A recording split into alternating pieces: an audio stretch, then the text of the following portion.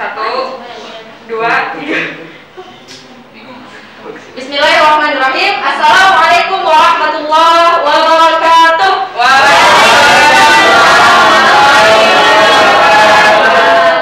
Alhamdulillahirrahmanirrahim. Assalatu wassalamu ala asrofil anbiya wal mursalin wa ala alihi wa sahbihi ajma'in. Asyhadu an la ilaha illallah wahdahu la syarika lah wa asyhadu anna Muhammadan abduhu wa rasuluh. Baiklah, adik-adik semuanya, apa kabar?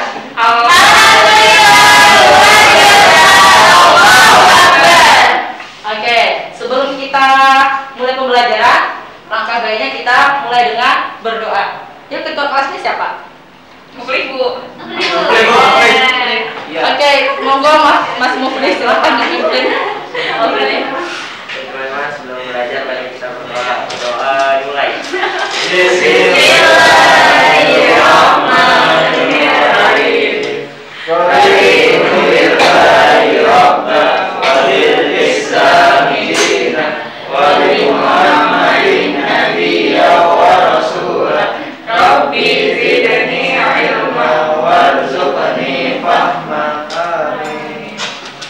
Oke, ada yang sakit?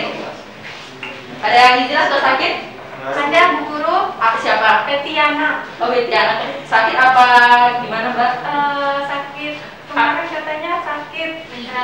Iya, diare katanya, Bu. Oh, ya Allah. Kita doakan semoga cepat sembuh ya. Amin. Yang putra semuanya hadir? Hadir, Bu. Alhamdulillah. Oke. Putra selalu hadir. Oh, Masya Allah. Hadir untuk Oke. Oke. Bisa kita mulai pembelajaran? Bisa, Ibu. Semangat. Oke. Semangat lah ya. Lihat, kalau nggak semangat lihat gambarnya. Oke. Hari ini kita akan belajar tentang akhlak terpuji, yaitu tentang dermawan. Nanti di dalam itu akan Ibu selipkan sebuah kisah. Nanti adik-adik semua bisa ngambil hikmahnya. Nanti akan dituju. Nanti silahkan siapa yang mau mengambil hikmahnya, silahkan dari angkat tangan. Tapi sebelum itu, Hikmahnya gimana, Bu? Hah? Hikmahnya gimana? Hikmahnya di dalam cerita. Nanti ya, akan kita ceritakan dulu nanti. Nah, sebelum itu kita mau uji semangat dulu. Masih semangat? Masih. Oke, silahkan berdiri. Ibu akan berikan tepuk semangat. Iya, males, Bu. Kami yang semangat, Bu. Gendong, Bu. Hah, gimana? Lapar. Belum makan kok, Mbak? Enggak, Mbak. Belum. Ya kan? Oke, jadi namanya adalah tepuk semangat. Ketika Ibu mengatakan tepuk semangat, adik-adik semua jawab lagi. Tepuk semangat. Yes, yes. Yes, yes. The best, yes. Bisa? Bisa. Bisa? Bisa. Tepuk semangat. Gimana? Itu tepuk the best ya? Oh, enggak, tepuk semangat. Saya akan tepuk semangat. Jadi semangatnya itu berupa teman-teman bisa mengatakan diri teman-teman itu adalah terbaik. Oke, gitu ya. Oke, tepuk semangat. Yes, yes. Yes, yes. The best, yes. Jadi the bestnya sama kali. The best, yes. Oh ya. Yes. Best the best. Bebas ya. Oke, bisa ya? Oke, kita ulang lagi. Tepuk semangat. Yes, yes. Yes, yes. The best. Oke, terima kasih. Silahkan duduk kembali. Oke. Baiklah, pelajaran kita pada kesempatan kali ini tentang dermawan. Oke, dermawan itu apa sih? Dermawan adalah ikhlas memberi, menolong atau rela berkorban di jalan Allah, baik dengan harta, bahkan dengan jiwa, dan raganya baik berupa berbentuk uluran tangan atau untuk bersedekah, infak, zakat, dan sebagainya. Nah, kalau infak, zakat itu kan baru berbentuk uluran tangan yang berupa harta. Ternyata orang yang dermawan itu adalah tidak hanya dalam harta, tetapi juga dalam jiwa. Ada yang bisa memberikan contohnya? Sedekah sampah, Bu.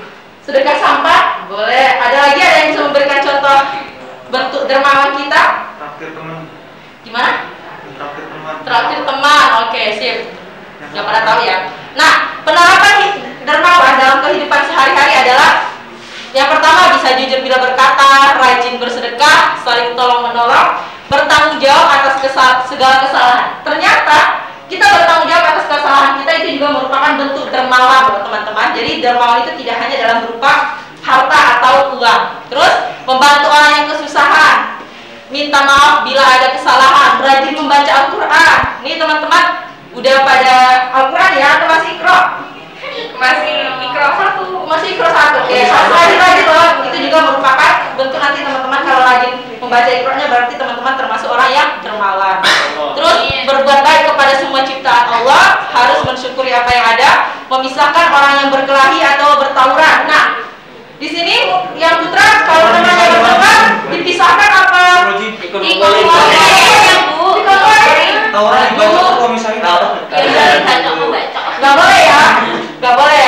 Jadi kalau ada teman yang berkelahi itu dipisahkan. Misalkan dalam artian diberikan dua sisi yang biar tenang, biar kedua orang tersebut tenang. Nah, dan yang terakhir adalah selalu beriman dan bertakwa kepada Allah Subhanahu Wa Taala. Nah, berbicara tentang dermawan, ada sebuah kisah yang ini Allah jelaskan dalam surah Al-Qalam ayat 17 sampai dengan 23. Nanti teman-teman kalau belum bisa baca Al-Quran, nanti silahkan lihat terjemahan Al-Qurannya, nanti akan ada kisahnya gitu ya. Al-Qalam ayat 17 sampai 23. Cerita ini berceritakan tentang kebun yang menjadi hitam. Mau ibu ceritakan? Mau. Ceritakan? Mau ibu? Mafia nggak mau? Nggak mau gimana nggak? Lagi sakit Bu. Kalau lagi sakit apa mau ke UKS nggak? Mau ke UKS nggak mbak? Oke, kita lanjutkan ya. Boleh galau. Oke, cerita ini adalah tentang kebun yang menjadi hitam dalam surah Al-Qalam ayat 17 sampai 23. Nenek. Oke. Oke. Kisah ini bermula dari menceritakan tentang pinggir kota San'a, di pinggir kota San'a. Jadi di pinggir kota San'a itu ada sebuah keluarga yang mana hidup bahagia dan memiliki harta yang berlimpah. Berlimpahnya harta tersebut diiringi dengan karena memiliki kebun yang sangat luas sekali. Kebunnya luas, hasilnya juga mendapatkan hasil buah-buahan yang sangat banyak. Setiap harinya buahnya semakin banyak, setiap hari semakin banyak, dan itu bertanda bahwasannya kebun tersebut diberkahi oleh Allah Subhanahu Wa Taala. Nah, ternyata di balik keberkahan yang Allah berikan kepada kebun tersebut ada seorang pemilik yang sangat dermawan. Beliau selalu memberikan sebagian hasil buah-buahannya kepada fakir miskin. Beliau selalu mengundang fakir miskin ketika saat panen, nanti hasilnya sebagian langsung diberikan kepada fakir miskin tersebut.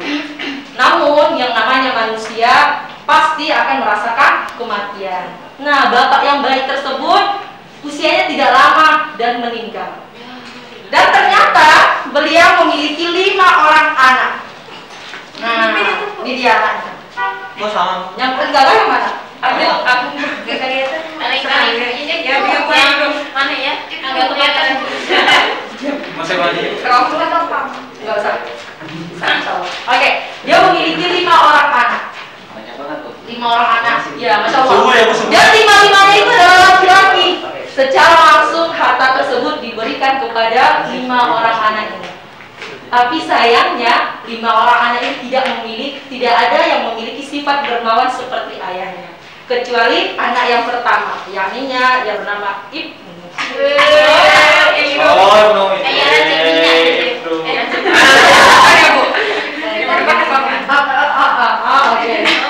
Anaknya yang pertama itu bernama Ibnu. Sebenarnya dalam Al-Quran tidak dijelaskan, tetapi ini adalah Ibnu anak laki-laki, Alian anak laki-laki, Mahmud anak laki-laki, Yohanan anak laki-laki, Ahmad anak laki-laki ya. Jadi kita membedakan namanya anak yang pertama adalah Ibnu. Hingga tibalah suatu hari di mana hari tersebut besoknya akan panen. Jadi mereka melihat, wah ternyata buah-buahan yang ada di kebun kita itu banyak sekali buahnya dan semuanya sudah bisa dipanen. Jadi si Ibnu pun mengajak adik-adiknya untuk diskusi. Ibnu mengatakan,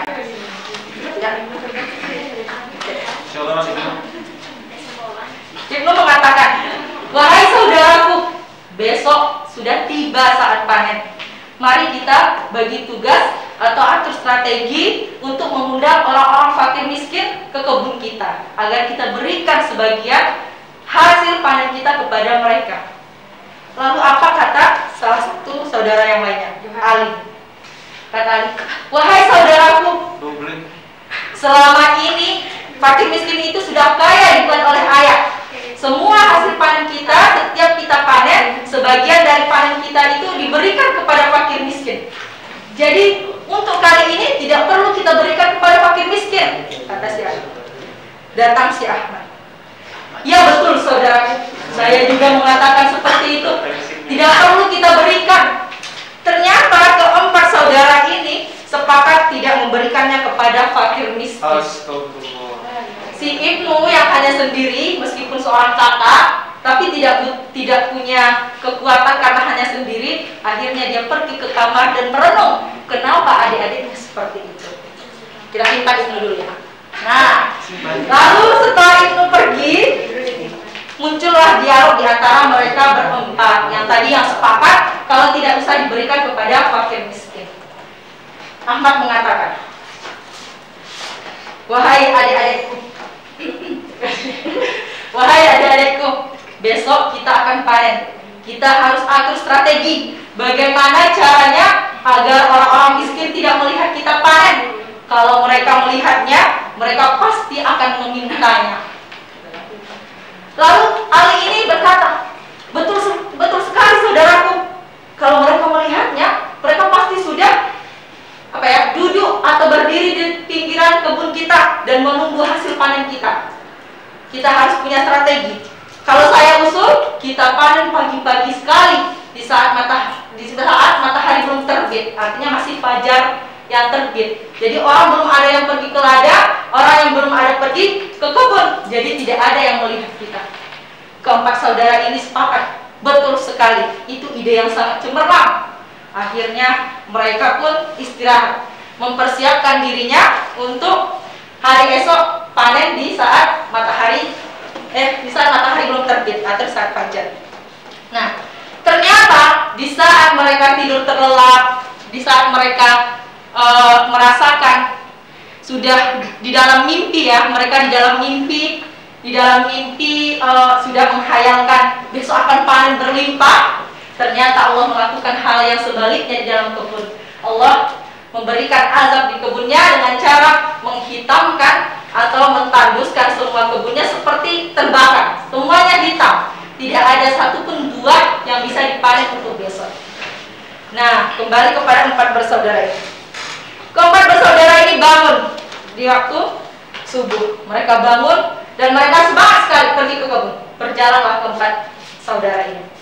Mereka berjalan ke kebun, lalu sesampainya di kebun mereka kaget.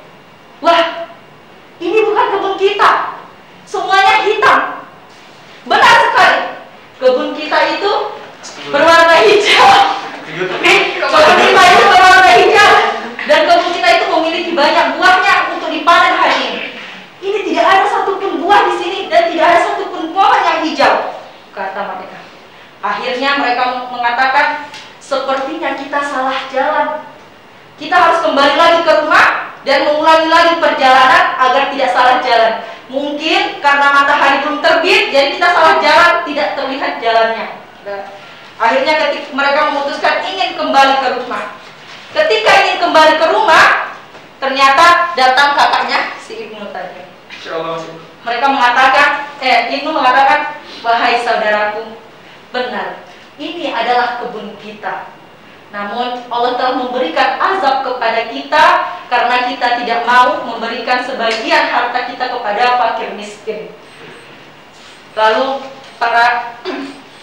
sang keempat saudara ini bertanya, wahai saudaraku, apa yang harus kita lakukan? Kita tidak menemukan satu buah pun untuk dipanen, tidak menemukan satu buah pun untuk dibawa pulang. Lalu si Ibnu berkata, mari kita bertobat kepada Allah, kembali kepada Allah dan berjanji tidak akan mengulanginya lagi. Begitulah ceritanya dari kebun yang menjadi hitam. Nah, ini Allah jelaskan. Jadi mereka kembali bertobat dan Allah jelaskan dalam surah Al-Qalam ayat 29. Ada yang bisa membaca? Ada yang mau membacanya? Ayatnya aja kok. Mbak Fahra tadi sini. Mbak Fahra? Gak bisa. Oh, yang udah doa siapa? Mas Dandi, Mas Mufti. Mufti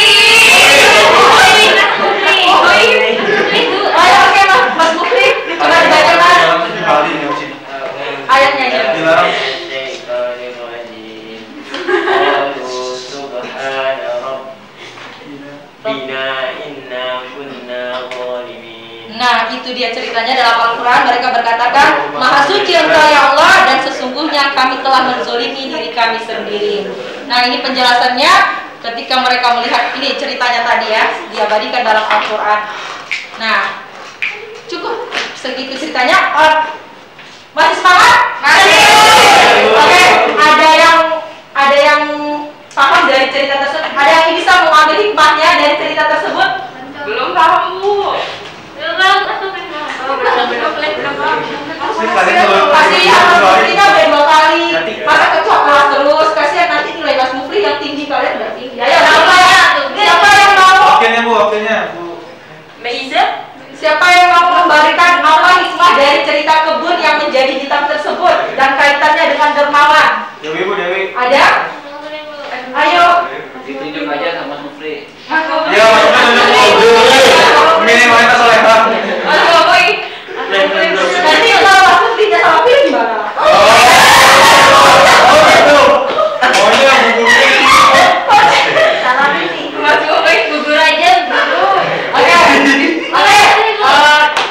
Bukannya mau kalah. Kita mau kakak pilihnya Mas Mufri. Iya, Bu. Bukannya Ya. Bu. 6 ditambah 3 berapa? 10. Enggak usah sobonya. Gimana sih lu? Berapa? 3 berapa?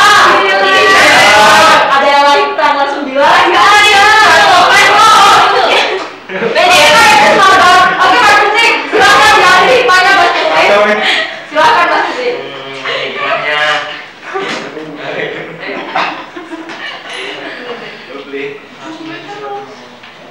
Ayo tidak mau mendengarkan ya tadi. Jiwa Swiss.